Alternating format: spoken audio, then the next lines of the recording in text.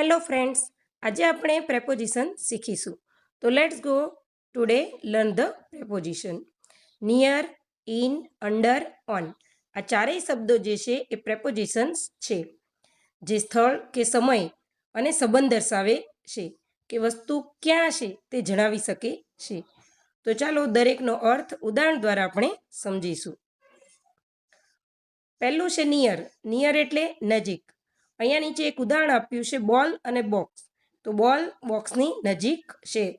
તેને આપણે વાક્યમાં લખશું the school is near my house, અથવા એવું પણ લખી શકીએ કે the ball near the box.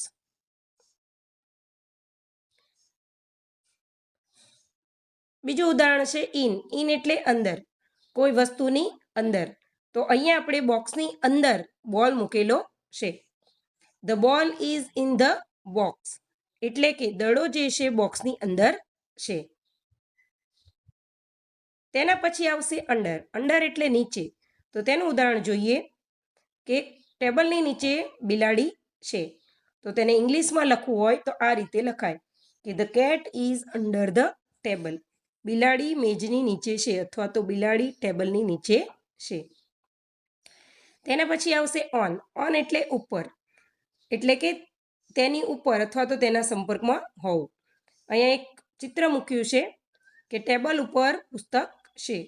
તો તેને ઇંગ્લિશમાં આપણે લખીશું the book is on the table, એટલે કે પુસ્તક મેજની ઉપર છે. તો આ રીતે નિયર એટલે નજીક, ઇન એટલે અંદર, અંડર એટલે નીચે અને ઓન એટલે ઉપર. તો આ જે પ્રેપોઝિશનનો ઉપયોગ કરી અને આપણે ખાલી જગ્યા પૂરી શકીએ. તો તમને અહીંયા કેટલીક ખાલી જગ્યા ઉદાહરણ સ્વરૂપે આપેલી છે.